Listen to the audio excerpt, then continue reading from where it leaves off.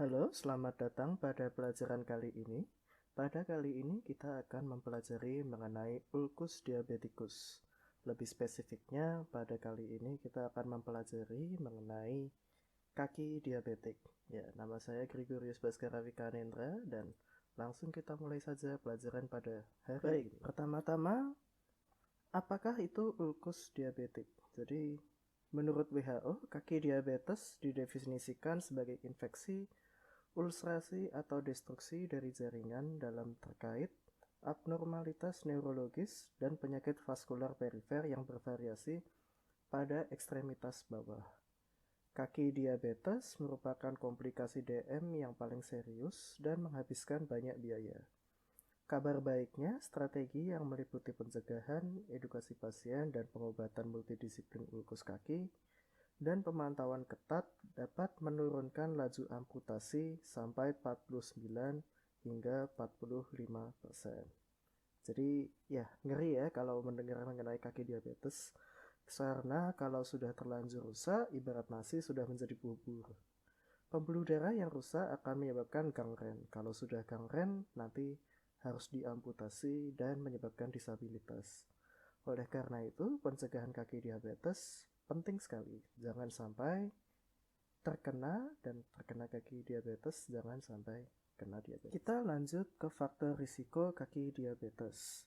Jadi faktor risiko terjadinya ulkus kaki atau amputasi antara lain adalah jenis kelamin laki-laki, kemudian diabetes di atas 10 tahun, neuropati perifer, struktur kaki yang abnormal, penyakit arteri perifer, merokok, riwayat ulkus atau amputasi, dan buruknya kontrol glikemik.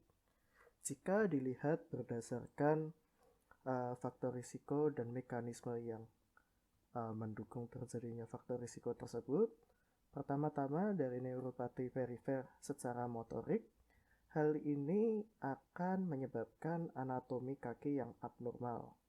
Ini bisa meliputi clawing toe, arcus pedis meninggi, subluxasi metatarsofalang yang akan meningkatkan tekanan dan memicu pembentukan kalus dan luka. Berikutnya, neuropati perifer sensorik.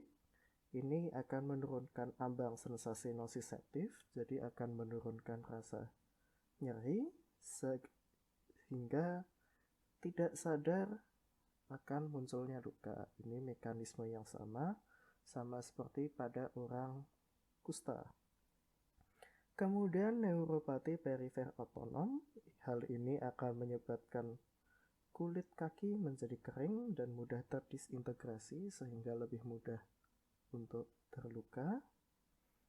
Kemudian neuroosteoartropati atau artropati Charcot, ini akan menyebabkan anatomi kaki yang abnormal.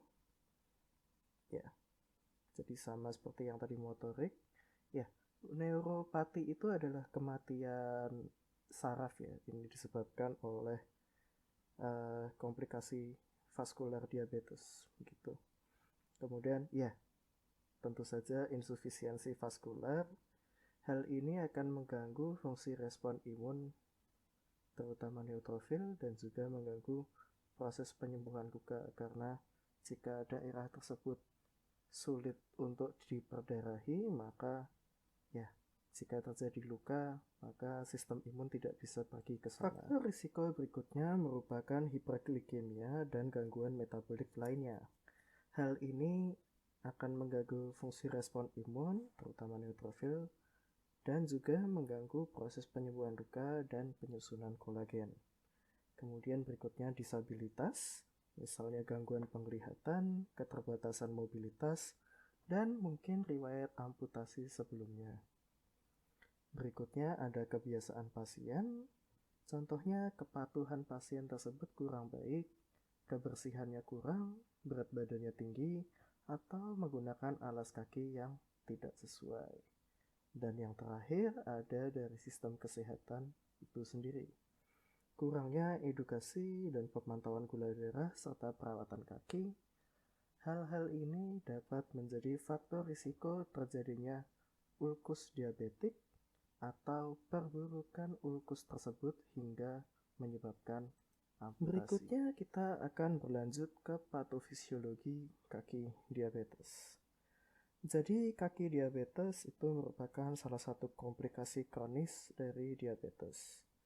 Faktor yang mempengaruhi terjadinya ulkus pada kaki diabetes antara lain merupakan faktor neuropati, biomekanika kaki yang abnormal, penyakit arteri perifer, dan penyembuhan luka yang buruk. Neuropati sensorik perifer berperan dalam timbulnya cedera pada kaki. Komplikasi ini menyebabkan gangguan pada mekanisme proteksi kaki yang normal, sehingga pasien dapat mengalami cedera pada kaki tanpa disadari. Neuropati otonom menyebabkan terjadinya anhidrosis dan gangguan perfusi pada kaki. Akibatnya, kulit menjadi kering dan dapat terbentuk fisura. Biomekanika kaki yang abnormal disebabkan oleh beberapa faktor yang berhubungan dengan neuropati, baik secara langsung maupun tidak langsung.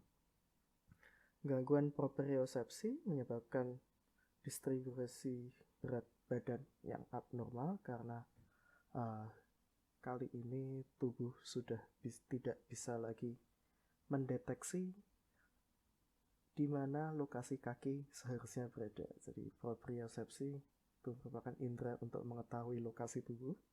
Ya, karena terganggu, karena tadi neuropati, maka kini tidak bisa lagi mendistribusikan berat badan secara normal. Ya, hal ini dapat berperan dalam terjadinya kalus atau ulcerasi pada kaki, dan perubahan struktural pada kaki dapat terjadi akibat adanya komplikasi neuropati sensorik dan motorik.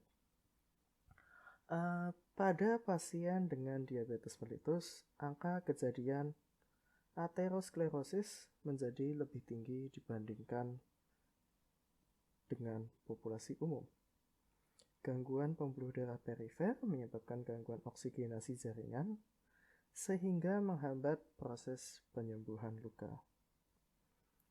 Yang terakhir, infeksi memegang peranan penting dalam terjadinya kaki diabetes. Peranan infeksi sejajar dengan neuropati dan angiopati. Angiopati itu kerusakan atau kematian pembuluh darah ya. Pada kaki diabetes, infeksi terjadi dan melibatkan banyak spesies bakteri yang akan mempersulit penata laksanaan. Kemungkinan timbulnya infeksi pada kaki diabetes semakin meningkat akibat adanya penyakit arteri perifer dan gangguan penyembuhan luka seperti yang sudah dijelaskan sebelumnya. Begitu. Untuk lebih mudahnya bisa dilihat dari bagan, ya kira-kira itu merupakan alur bagaimana terjadinya ulkus diabetes. Jadi dimulai dari diabetes, itu kemudian ya berbagai macam itu, kemudian ending-endingnya adalah neuropati dan angiopati yang berakhir kemudian pada ulkus pada kaki dan infeksi pada luka tersebut. Ya, pada orang diabetes adanya infeksi itu kemudian menjadi sulit untuk dibasmi karena adanya disfungsi sistem imun dan juga gangguan pada perfusi. Ya, selain itu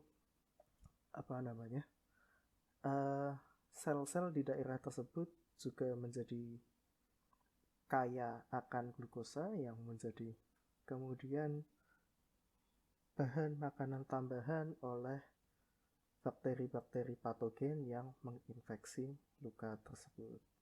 Maka dari itu, orang dengan diabetes kalau misalnya mengalami luka atau infeksi itu menjadi sangat sulit untuk disembuhkan. Jadi harus dijaga benar agar tidak terluka atau tidak mengalami infeksi. Diagnosis. Dalam mengevaluasi ulkus pada kaki diabetes perlu dilakukan anamnesis, pemeriksaan fisik, dan pemeriksaan penunjang yang cermat. Pada anamnesis perlu ditanyakan riwayat penyakit secara umum, terarah, maupun secara khusus mengenai luka yang diderita. Anamnesis umum meliputi lamanya menderita DM, kontrol glikemik baik ke dokter umum maupun spesialis penyakit dalam, penyakit peserta, gejala komplikasi, status nutrisi, alergi, riwayat faktor risiko, pengobatan yang sudah diterima hingga riwayat perawatan di rumah sakit sebelumnya. Anamnesis terarah meliputi aktivitas sehari-hari, riwayat pajanan, pemakaian sepatu, kalus, riwayat operasi kaki atau infeksi, pemakaian sepatu, gejala neuropati, serta adanya claudicatio. Secara khusus perlu ditanyakan riwayat luka pasien, antara lain meliputi lokasi, durasi, infeksi, kekambuhan, riwayat dirawat di rumah sakit, riwayat trauma, perawatan luka, adanya bengkak, perhatian keluarga, serta kelainan bentuk kaki, dan riwayat pengobatannya. Pemeriksaan fisik meliputi pemeriksaan tanda vital untuk melihat ada tidaknya sepsis, pemeriksaan sistematik organ untuk mencari komplikasi diabetes yang lain, misalkan gangguan jantung atau infeksi paru, dan pemeriksaan ekstremitas dan kondisi luka lokal.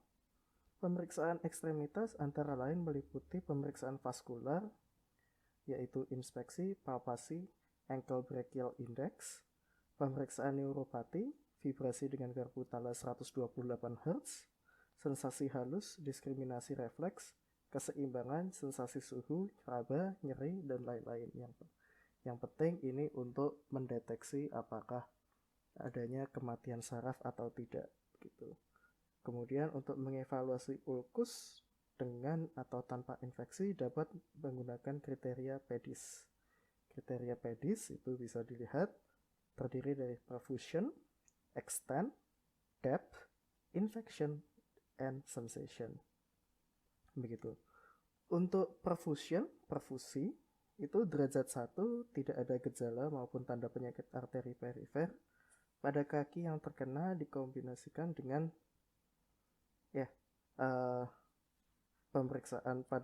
pemeriksaan ya ini tidak penting, ini terlalu kompleks. Ya, untuk derajat 2 gejala atau tanda penyakit arteri perifer namun belum mencapai critical limb ischemia atau CLI. Sementara pada derajat ketiga itu sudah terjadi CLI, critical limb ischemia, di mana perfusi darah pada ekstremitas, dalam kasus ini adalah kaki, itu sudah sangat menurun. Jadi telapak kakinya sudah tidak mendapatkan darah sama sekali. Ya, tidak sama sekali sih, tapi ya menurun sekali perfusinya.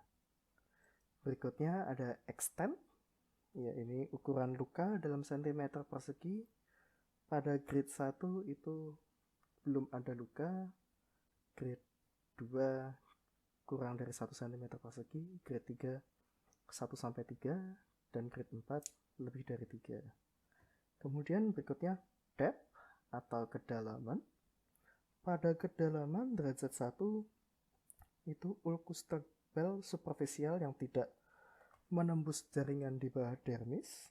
Derajat 2 itu ulkus dalam menembus lapisan di bawah dermis hingga ke subkutan. Derajat 3 itu meliputi seluruh lapisan jaringan pada kaki termasuk tulang dan atau sendi. Ini agak tertukar ya. Jadi ditambah 1 deh kalau begitu. Ya. Untuk derajat 1 itu pada derajat 1 itu masih intact, 2 ya superficial, 3 fascia muscle tendon, 4 sudah masuk ke tulang gitu. Kemudian dilanjutkan ke infeksi yang pada derajat 1 itu tidak ada tanda atau gejala infeksi. Pada derajat kedua infeksi hanya melibatkan kulit dan jaringan subkutan tanpa keterlibatan jaringan yang terletak lebih dalam dan tanpa disertai tanda sistemik. Begitu. Kemudian derajat pada 3 itu sudah ada abses, fasciitis, dan septic arthritis. Ini kalau misalnya secara dilihat itu terdapat eritema ditambah dengan mulai adanya kerusakan jaringan di bawah kulit. Tuh. Untuk derajat 4 itu infeksi kaki dengan tanda sindrom respon inflamasi sistemik. Gitu.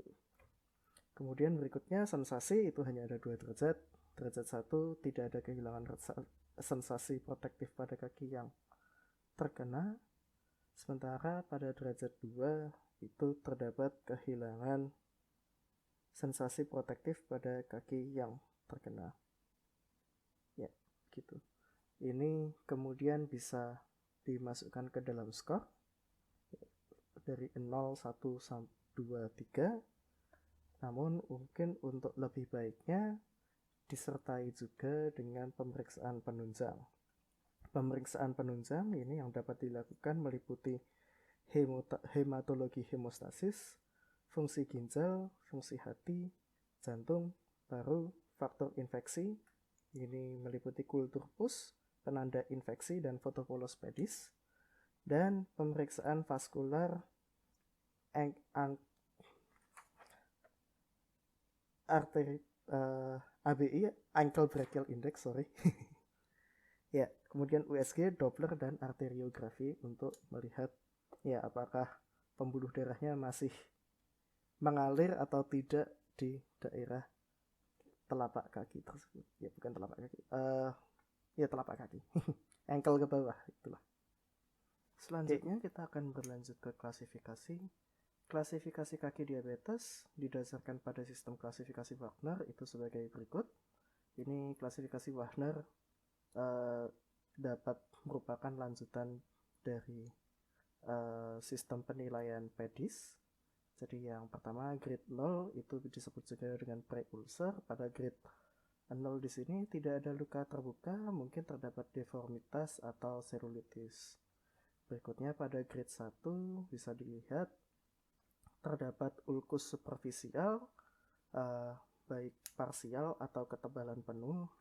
Kemudian pada grade 2 terdapat ulkus yang meluas ke ligamen, tendon, kapsul sendi atau fascia dalam tanpa abses atau osteomyelitis. Pada grade ketiga itu ulkus dengan dalam dengan abses, osteomyelitis, dan sepsis pada sendi. Kemudian grade keempat itu sudah mulai ada gangren. Jadi gangren itu ya jaringannya mati. Jadi warnanya hitam begitu. Bisa dilihat ini gangren terlokalisasi di kaki depan atau tumit. Kemudian pada grade kelima itu sudah gangren pada seluruh kaki, yaitu bisa dilihat hitam semua. Ya, kalau sudah gangren itu sudah harus dipotong. Jadi pada grade 4 saja itu sudah harus dipotong, itu sudah tidak bisa diselamatkan, dan kalau dibiarkan justru akan merambat ke tempat lainnya. Nah, inilah mengapa pada penderita diabetes adanya luka itu harus diobati dan ditata laksana secara seksama agar tidak kemudian harus dipotong. Oh ya, dan gangren itu bau sekali, jadi ya begitulah. Berikutnya pada tata laksana, ya di sini tata laksana hanya akan dibahas secara singkat. Jadi penata laksanaan kaki diabetes itu secara holistik harus meliputi 6 kontrol, yaitu kontrol mekanik, kontrol metabolik, vaskular, luka, infeksi, dan edukasi.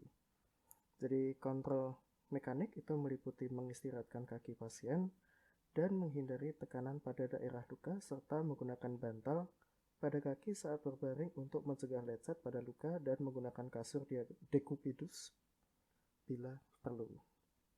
Untuk metaboliknya, ini bertujuan untuk mengatasi infeksi dan mendukung penyembuhan luka, yaitu dengan pengaturan glukosa darah pasien secara adekuat serta pengendalian faktor komorbiditas, yaitu hipertensi, dislipidemia, dan lain-lainnya. Kemudian untuk vaskular itu meliputi evaluasi status vaskuler kaki, pemeriksaan ABI, tekanan oksigen transkutan, tekanan ibu jari kaki, dan angiografi. Adanya gangguan harus ditata laksana secepat mungkin. Kemudian untuk kontrol luka Itu jaringan nekrotik dan pus yang ada harus dievakuasi secara adekuat dengan nekrotomi atau debrideman. Kemudian luka sebaiknya ditutup dengan pembalut yang basah atau lembab. Apabila diperlukan, tindakan amputasi harus dipertimbangkan. Begitu. Kemudian untuk infeksi, ini pemberian antibiotik harus dilakukan secara empiris sebelum didapatkan hasil kultur resistensi. Pada luka yang superficial dan tidak mencapai sukutan dapat diberikan antibiotik empiris yang efektif terhadap kuman gram positif. Apabila sudah mencapai sukutan, maka perlu diberikan antibiotik dengan spektrum kuman gram negatif atau golongan metronidazole bila terdapat kecurigaan infeksi ke arah bakteri anaerob. Begitu. Kemudian tidak kalah pentingnya adalah edukasi. Edukasi yang baik menekankan pada upaya pencegahan dan deteksi dini pada kaki yang normal atau sudah ada gangguan neuropati, neuroiskemi, namun belum ada luka. Gitu. Edukasi pasien itu sebaiknya menekankan pada pemilihan alas kaki yang camat, pemeriksaan kaki harian untuk mendeteksi tanda alas kaki yang tidak tepat atau trauma minor, menjaga kebersihan dan kelembaban kaki, mencegah penata laksanaan yang tidak tepat dan menghindari perilaku yang berisiko tinggi, dan berkonsultasi pada tenaga kesehatan apabila terjadi kelainan. Berikutnya, pencegahan terhadap kaki diabetes. Pencegahan terhadap kaki diabetes itu dapat dilakukan dengan menjaga kebersihan kaki, inspeksi rutin setiap hari, menggunakan alas kaki yang tepat, pengobatan tepat pada lesi yang baru, kemudian uji kaki secara rutin, menggunakan sepatu terapi dengan sol pengurangan tekanan agar tidak tinggi-tinggi tekanan pada telapak kakinya, dan juga melakukan bedah untuk mengatasi deformitas pada. Yang terakhir adalah prognosis. Prognosis kaki diabetes bergantung pada berbagai faktor yang terlibat dalam patofisiologinya. Berat ringannya komplikasi dan penyakit penyerta lain juga mempengaruhi prognosis. Seperti telah disebutkan di awal, angka kejadian amputasi mencapai 25%. Oleh karena itu, penata laksanaan secara holistik harus ditekankan untuk menurunkan mortalitas dan morbiditas kaki diabetes. Sekian pelajaran mengenai patofisiologi ulkus diabetes atau kaki diabetes. Ya, semoga pelajaran ini dapat membantu Anda memahami mengenai komplikasi dari diabetes dan mengapa harus ditangani secara benar, secara cepat, dan secara tepat. Ya, terima kasih telah menyaksikan. Sampai jumpa pada pelajaran berikutnya.